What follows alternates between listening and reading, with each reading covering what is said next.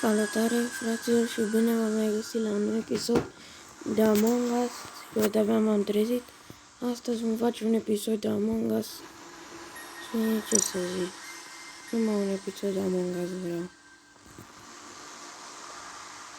Așa mă cheamă, cu Among Us și cu de-astea. Și nu, ce are? Așa. Sper să mă aud bine pe episod, că de-abia m-am trezit. Cred că v-am spus deja sau nu. Ce scriu? Exact.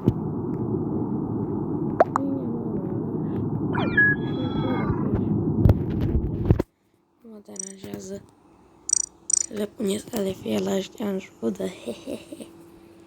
N-am vrut să joc gol. Meciul ăsta nu voi juca gol. Na, dacă pic impostorul. Ce s-a întâmplat? Am mașina de gunoi aici. Ce s-a întâmplat? Că nici n-am apucat să zic o vorbă. E COVID-19. Bună COVID-19, ce faci? Nu-i pe COVID-19 cum se plimbă. Poate are coronavirus. Lăsați-l. Lăsați-l că n-are nicio problemă.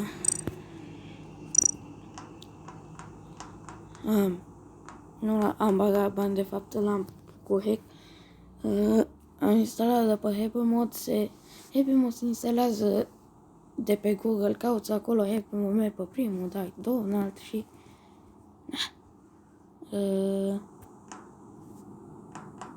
mai așteptăm multe ore. Hai. Așa, dă-i start dacă vrei.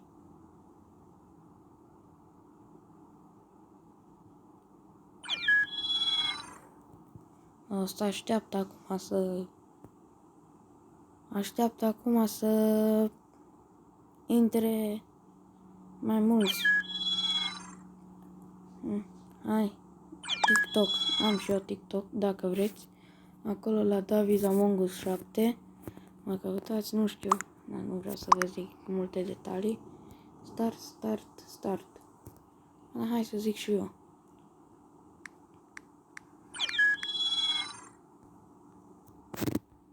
Așa.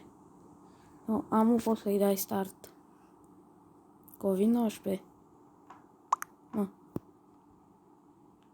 Start. Ce n-ai cu ăsta?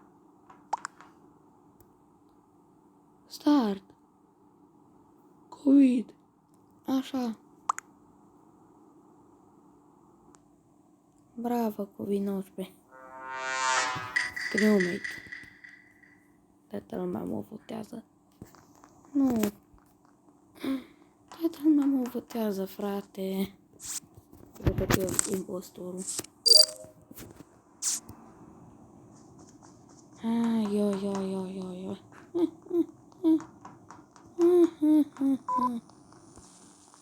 Haideți să începem aici. Ba nu. Dacă ăsta e impostorul, nu știu ce fac. Nu. Face tas. De fapt, el era impostorul. Ba nu. Nu, el era. Ba da, el era. Normal că îl votează pe... Ia, hai să vedem în coment. Să vedem în comentarii adică să vedem în chat ce scriu ăștia. Bravo. Păi el m-a omorât. Păcat că nu pot să votez și eu, dar nu. Asta e, lasă. TikTok impostor. Ué, COVID-19 a votat. Deste. Hai, lasă-mă. Cam atât a fost cu episodul, guys. La revedere.